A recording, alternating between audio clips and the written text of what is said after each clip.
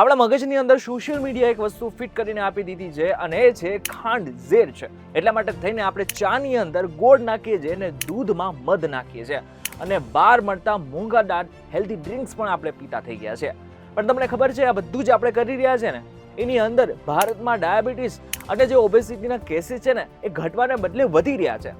એની પાછળનું કારણ એક જ છે અને એ છે આપણે જેને એકચ્યુઅલમાં હેલ્ધી સમજીએ છીએ ને, ખાંડનો બીજો વિકલ્પ સમજીએ છીએ ને, એ એકચ્યુઅલમાં ઝેર જ છે.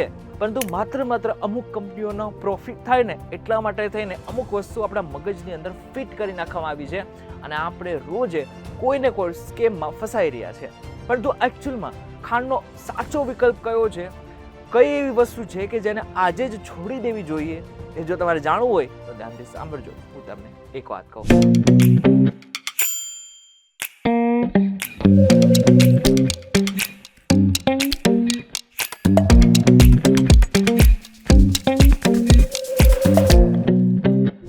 આપનું સ્વાગત છે ને હું છું આપનો દોસ્ત કરણ ચરોતરા.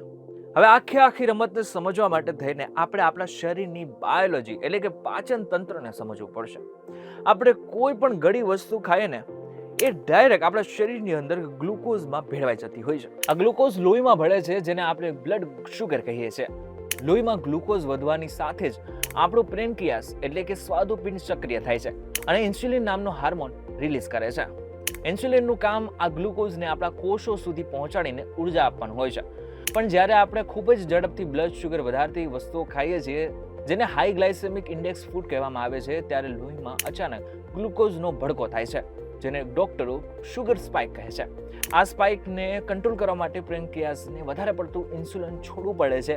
વારંવાર આવું થવાથી આપણા કોષો ઇન્સ્યુલિન પ્રત્યે બેરા થઈ જાય છે જેને ઇન્સ્યુલિન રેઝિસ્ટન્ટ પણ કહેવામાં આવે છે અને આને જ કારણે ડાયાબિટીસ અને ઓબેસિટીનું જે પ્રમાણ છે એ વધવા લાગે છે. હવે વાત કરીએ ગોળ અને મધની. વોટ્સઅપ યુનિવર્સિટીની અંદર ઘણી બધી વસ્તુઓ ચર્ચામાં આવતી હોય છે અને એક વસ્તુ એ પણ ચર્ચામાં આવતી હોય છે કે ખાંડની બદલે ગોળ વાપરવું જોઈએ, મધ વાપરવું જોઈએ જેની અંદર માઇક્રોન્યુટ્રિયન્ટ્સ હોય છે. વાત સાચી પણ છે, એની અંદર છે પણ ખરા. પરંતુ જ્યારે વાત આપણે સાયન્સની કરીએ ને ત્યારે આપણને સમજે છે કે આ ગોળ અને મધ એક પ્રકારની ખાંડ જ છે.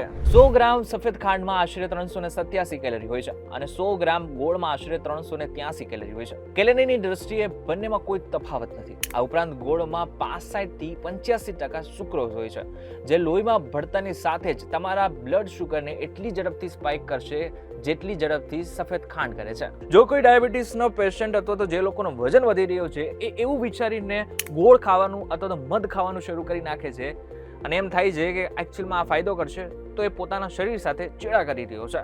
જ્યારે વાત મધની આવે ને ત્યારે એ ઘણી બધી વખત ગોળ કરતાં પણ ખતરનાક સાબિત થાય એમ છે કારણ કે એની અંદર ગ્લુકોઝ અને ફ્રુક્ટોઝ બંને હોય છે.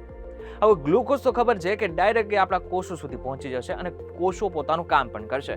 પરંતુ જે ફ્રુક્ટોઝ છે ને એ ગ્લુકોઝ કરતાં બિલકુલ અલગ છે કારણ કે એને પચાવવાનું કામ લીવર કરતું હોય છે. જ્યારે તમે વધુ પડતું મધ ખાઓ છો ને જેમાં ફ્રુક્ટોઝનું પ્રમાણ ખૂબ વધારે છે ત્યારે તમારા લીવર પર અચાનક ભારે લોડ આવે છે. લીવર વધારાના ફ્રુક્ટોઝને સીધું ફેટ એટલે કે ચરબીમાં રૂપાંતરિત કરી નાખે છે. હવે આને જ કારણે લીવરની આસપાસ ફેટ જમા થવા લાગે છે જેને આપણે સામાન્ય ભાષામાં લીવર વધારે જાડું થઈ ગયું અથવા તો ફેટી લીવર થઈ ગયું એવું આપણે કહીએ છીએ. એટલે જે લોકો ફિટનેસમાં બહુ જ માને છે ને એમ વિચારતા હોય કે ભાઈ આપણે સવારમાં ઉઠીને વજન ઘટાડવો છે ને તો સવારમાં ઉઠીને ગરમ પાણીની અંદર મધ અને લીંબુ નાખીને પી જઈશું તો આપણો વજન એકચ્યુઅલમાં ઘટી જશે. તો ઘણી બધી વખત એવું થતું નથી અને એને જ કારણે વજન વધતો પણ હોય છે. કોકોનટ શુગર અને દેશી ખાંડ વિશે પણ બજારમાં બહુ ગેરસમજો છે. કહેવાય છે કે કોકોનટ શુગરમાં ઇન્સ્યુલિન નામનું ફાઇબર હોય છે જે શુગરને ધીમે ધીમે લોહીમાં ભેળવે છે એટલે તેનો ગ્લાયસેમિક ઇન્ડેક્સ ઓછો છે.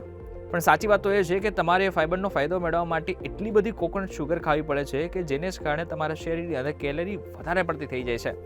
દેશી ખાંડ પણ માત્ર સફેદ ખાંડનું થોડું ઓછું શુદ્ધ કરેલું સ્વરૂપ છે. તેમાં પણ સુક્રોઝ સિવાય બીજું કંઈ જ નથી. ટૂંકમાં તમે ખાંડ કહો, ગોળ કહો, મધ કહો, દેશી ખાંડ કહો કે કોકોનટ શુગર કહો, આ બધા જ આખરે કેલરી ડેન્સ છે અને તમારા શરીર માટે એક ખાંડ જ છે. હવે લોકો આનાથી પણ આગળ નીકળી ગયા છે અને એમને ખબર છે કે આ બધું જ નથી ખાવું, આપણે બીજા ઓપ્શન્સ પણ છે. શું છે? ઘણા બધા લોકો નો શુગર અથવા તો ડાયટ સોડા, આનાથી પણ વિશેષ શુગર ફ્રી ચ્યુઇંગમ અને આર્ટિફિશિયલ સ્વીટનર તરફ જાય છે. એસ્પર્ટમ, સુક્રાલોઝ, સેક્રિન અને એસિસલ્ફેમ, પોટેશિયમ જેવા કેમિકલ્સ વર્ષોથી ડાયટ ડ્રિંકમાં ધૂમ વેચાઈ રહ્યા છે. WHO તો પહેલુંથી જ કહી દીધું છે કે જે ઝીરો શુગર જેટલા પણ ડ્રિંક્સ છે ને એને બહુ જ સાવધાનીથી પીવા જોઈએ, કારણ કે આનાથી ઘણી બધી વખત તમારો જે વજન છે ને એ વધતો પણ હોય છે. ઘણા બધા રિસર્ચમાં એવું પણ જાણવા મળ્યું છે કે આવા બધા આર્ટિફિશિયલ સ્વીટનર્સના કારણે હૃદય રોગનો જે ખતરો છે ને એ વધતો હોય છે. હવે એક સૌથી મોટો પ્રશ્ન, આની અંદર કોઈ પણ પ્રકારની શુગર નથી તો કઈ રીતના નુકસાન કરે છે? તો તમારે આમની અંદર ખાસ કરીને સાયન્સ દ્વારા સમજવું પડશે કે આ કઈ રીતના આપણા શરીરની અંદર નુકસાન પહોંચાડતું હોય છે. વૈજ્ઞાનિકો આને સેફાલિક ફેઝ ઇન્સ્યુલિન રિસ્પોન્સ કહે છે. જ્યારે તમારી જીભ આર્ટિફિશિયલ સ્વીટનરના સંપર્કમાં આવે છે ત્યારે મગજને તીવ્ર મીઠાશનો સંકેત મળે છે. મગજ તરત જ સ્વાદુપિંડને આદેશ આપે છે કે તૈયાર થઈ જાવ, બહુ બધી શુગર આવી રહી છે, અને સ્વાદુપિંડ ઇન્સ્યુલિન છોડી દે છે. હવે વાસ્તવમાં તો એ છે કે કોઈ પણ પ્રકારનો ગ્લુકોઝ આવતો જ નથી હોતો, જેને જ કારણે ગ્લુકોઝનું જે લેવલ હોય છે શરીરની અંદર, જે ગ્લુકોઝનું લેવલ હોય છે ને એ અચાનક ઘટવા લાગે છે અને તમને વધારે પડતી ભૂખ લાગે છે. અને તમે જ્યારે વધારે પડતી ભૂખને કારણે વધારે પડતું જમવા લાગો છો ને ત્યારે તમારો વજન વધતો હોય છે. આ ઉપરાંત આ કેમિકલ્સ આપણા આંતરડાના સારા બેક્ટેરિયાને પણ નાશ કરે છે. હવે વાત કરીએ એવા સ્વીટનર્સની કે જે અત્યારે ધૂમ મચાવી રહ્યા છે અને ડોક્ટર પણ એને ઘણી બધી વખત લેવાની સલાહ આપતા હોય છે. એ છે સ્ટીવિયા. સ્ટીવિયા એક પ્રકારનો મીઠા પાંદડાવાળો એક છોડ છે અને હજુ એક વસ્તુ છે જેને મોંક ફ્રૂટ કહેવામાં આવે છે. એ કુદરતી ફળ છે જે શુગર સ્પાઇક નથી કરતા અને 0 કેલરી હોય છે. પણ બજારમાં પણ આની અંદર એક સ્કેમ થાય છે. સ્ટીવિયા અને મોંક ફ્રૂટના નામે અધર સ્વીટનર્સ ઉમેરવામાં આવે છે, જેની અંદર જે સ્ટીવિયા અથવા તો મોંક ફ્રૂટનું જે પ્રમાણ હોય છે એ 2 થી 10% માત્ર હોય છે. બાકીનો 90 થી 98% ભાગ ડેક્સ્ટ્રોઝ અથવા તો માલ્ટોડેક્સ્ટ્રીન જેવો બલ્કિંગ એજન્ટ હશે. માલ્ટોડેક્સ્ટ્રીનનો ગ્લાયસેમિક ઇન્ડેક્સ 110 થી 136 ની વચ્ચે હોય છે, જ્યારે સામાન્ય સફેદ ખાંડનો જે જીઆઈ હોય છે ને એ 65 ની આસપાસ હોય છે. તો તમને એક પ્રશ્ન થતો હશે કે શા માટે કંપનીઓ મોંક ફ્રૂટ અથવા તો સ્ટીવિયા 100% નથી આપતો? તો આમ જોવા જઈએ ને તો આના ઘણા બધા કારણો છે. એમાંથી એક કારણ એ છે કે સ્ટીવિયા અથવા તો મોંક ફ્રૂટ હોય છે ને એ સામાન્ય રીતે ખૂબ જ મોંઘું હોય છે. એને સસ્તા ભાવે ઘણી બધી વખત વેચવા માટે થઈને એની અંદર સસ્તા કેટલાક પદાર્થ મૂકવામાં આવતા હોય છે. તો હવે આનો કોઈ એકચ્યુઅલમાં વિકલ્પ છે ખરા?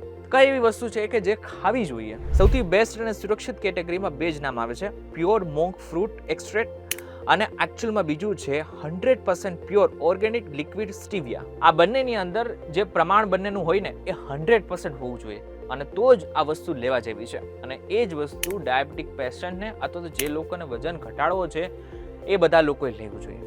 બહાર જે બધી વસ્તુ મળતી હોય છે એની અંદર ખાસ કરીને ઇન્ગ્રેડિયન્ટ્સની અંદર એક વસ્તુ ચેક કરી લેવી જોઈએ કે આનું પ્રમાણ કેટલું છે. જો પ્રમાણ બહુ જ ઓછું હોય ને તો એ વસ્તુ ના લેવી જોઈએ. આજના વિડીયોમાં તમને ખબર પડી ગઈ છે કે ખાંડ તમારા શરીરની અંદર કેવી રીતના કામ કરે છે. આનાથી પણ વિશેષ ખાંડના જેટલા પણ ઓપ્શન્સ હતા એના વિશે પણ આપણે ખાસ કરીને વાત કરી નાખી છે. આ વિડીયો તમારા માત્ર નોલેજ માટે આપણે બનાવેલ છે. તમારે કંઈ પણ ફેરફાર કરવો હોય તમારા ડાયટની અંદર તો તમારા એક વખત ડૉક્ટરને મળી લેજો અને આ બાદ તમે પોતાના ડાયટની અંદર કંઈ પણ પ્રકારનો ફેરફાર કરજો. આ વિડીયો પસંદ આવે તો આ વિડીયોને તમારા મિત્રો સાથે શેર કરી નાખજો. તમારા પરિવારના જેટલા પણ લોકો છે એની સાથે શેર કરી નાખજો. વોટ્સઅપના જે ગ્રુપ હોય છે એની અંદર પણ શેર કરી નાખજો, જેથી એમને પણ આના વિશે નોલેજ મળે. વિડીયો પસંદ આવે તો વિડીયો લાઈક અને શેર જરૂરથી કરજો તથા આજ ઇન્ફોર્મેટિવ વિડીયોઝ માટે વીટી ડિજિટલ સાથે જોડાયેલા રહેજો.